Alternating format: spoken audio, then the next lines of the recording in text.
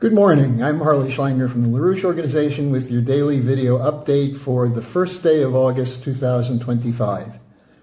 Well, as we're moving into the dog days of August, and keep in mind, many wars are started in August when people are on vacation, we have an opportunity now because of a confluence of developments which include the release of declassified documents by the Director of National Intelligence, Tulsi Gabbard, which gives us an opportunity to undo the damage that's been done since 2016 by the so-called deep state with the launching of the Russiagate operation, but also to end the siege of Gaza, the genocide of Gaza, and to move toward a recognition of the need for cooperation internationally on financial, economic, and especially development issues. So I want you to use this time in August to mobilize, because we're going to be pointing toward the September 9th convening of the UN General Assembly as an opportunity to put these issues in front of the world, where there's already dramatic indication that the global majority is committed to the idea of a new paradigm, a new strategic and development architecture, which is what the Schiller Institute has been fighting for. So part of what we're going to be doing is renewing the live Saturday meetings in New York of the Manhattan Project. There's a youth recruitment mobilization underway. And what I'll do is return to the past policy of Fridays as a day where you can send in your questions and comments and I'll respond to them. So that's what we're going to do today. And there are two questions that dominated the emails that I received. So I'll take them in order. The first one is, will the declassification of Russiagate documents make a difference? Will it lead to accountability? Will there be arrests? Or is this just the next round of Trump versus the Clintons and Obama? That is a cycle of revenge. And what can we do about it? Now, the LaRouche Organization is going to be putting out a white paper that will go through the salient facts of what's come out so far from the release of declassified documents. And this is quite significant because what it shows is that in the intelligence community, there was a conscious, deliberate effort to fake the story, to fabricate the story, to concoct this idea that the Russians were running an influence operation to intervene in the U.S. election in 2016. And it's compelling evidence. The fact is that there was a change in the assessment in December of 2016 after the Trump election, and a change to say that it was the unanimous conclusion of all the intelligence agencies that there was a Russian effort to intervene. Well, it turns out that when the documents are released, you'll find that there was a lesser agreement coming from the National Security Agency, which was the cyber security agency, disagreements in the FBI and in the CIA, and yet John Brennan, the director of the CIA, and James Clapper, who was then the director of national intelligence, worked together with the Obama administration to change the assessment to say that it was the case that Russia was intervening to elect Donald Trump. Now, whether there will be arrests or prosecution for this remains to be seen. The weight of the evidence would seem to indicate that if we intend to have a government of law, that people cannot break the law by issuing false assessments, by rejecting contrary views. Because what happened is there were people in the CIA and in the NSA who said they didn't believe the story of Russia intervention. And we contributed to that through the publishing or the promotion of the work of Bill Binney, former technical director for the National Security Agency, who proved that there was no Russian hacking. And yet Russian hacking was part of the center of the charge that the Russians were involved in election manipulation. Now, also, what we'll be adding to this, which hasn't come out yet so far, is the British role, the City of London.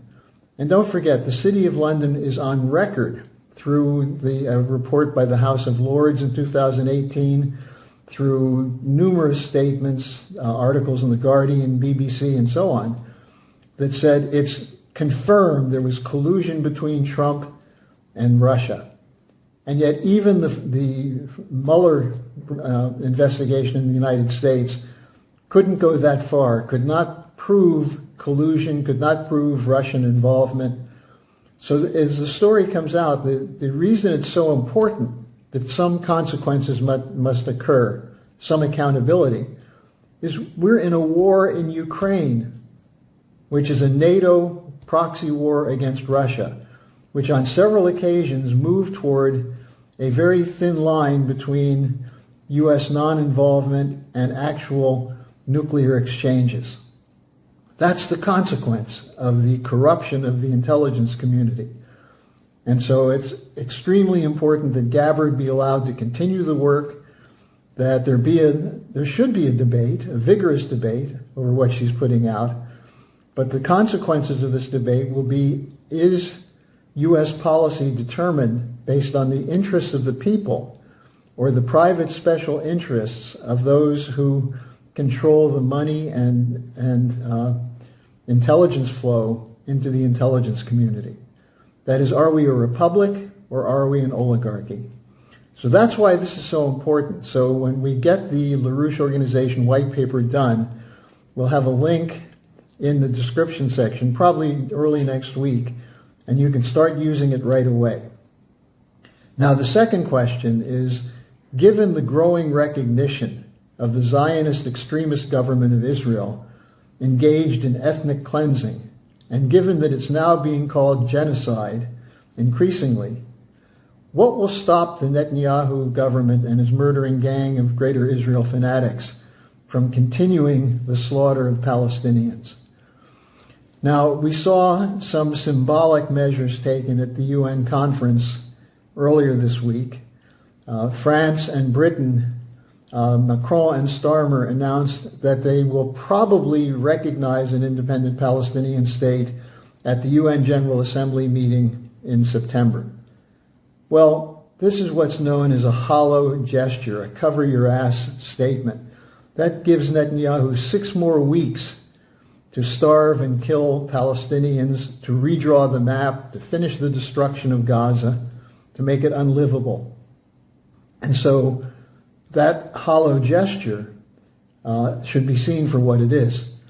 Now, in Israel itself, there are a growing number of commentators and prominent figures. In fact, 31 prominent Israelis issued a call for harsh sanctions against Israel unless it ends the occupation and the war.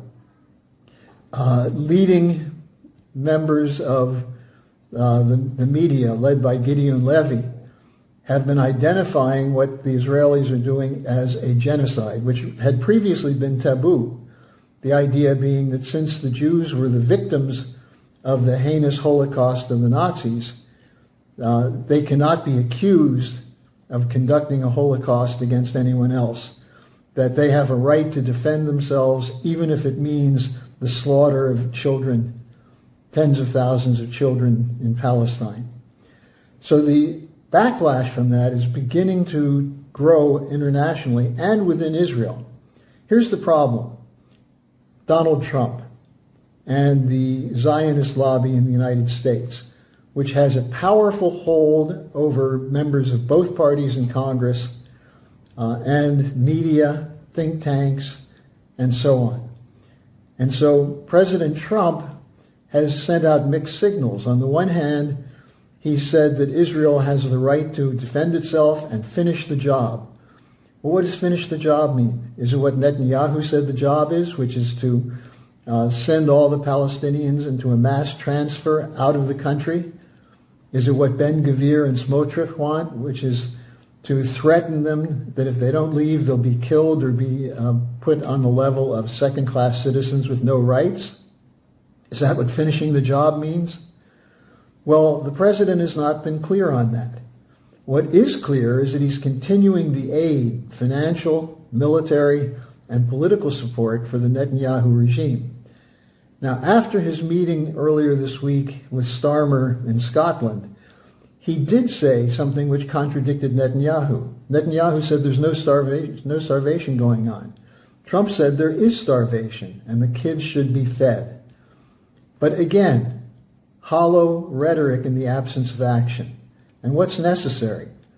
What's necessary is an ultimatum to Netanyahu.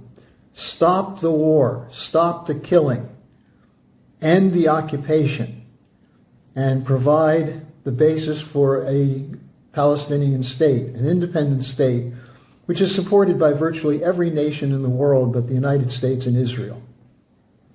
Now further, in order for that state to be successful, you need a policy of economic development, of cooperation between Israel and the Palestinians and the Arab neighbors. And the best plan for that is the one drafted by Lyndon LaRouche called the Oasis Plan.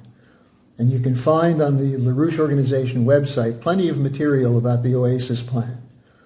So there is a way out. It's politically unlikely still, because it's not clear that President Trump is willing to go over the hurdle put in front of him by the Zionist lobby, the money that's come in to fund political campaigns, including much of it which supported Trump in 2024. Will he do what's right? Or will he continue to sell out the American interest to the Israel First crowd in the United States? So again, we'll have material on this on our website. This is a moment where, as I've been saying, citizen responsibility will make the difference. Will the American people act in the tradition, the anti-colonial tradition of the American system? Or will we continue to conduct operations on behalf of the private special interests of the banking and corporate cartels centered in London and Wall Street? That's the big fight which will determine whether the American people have the moral fitness to survive.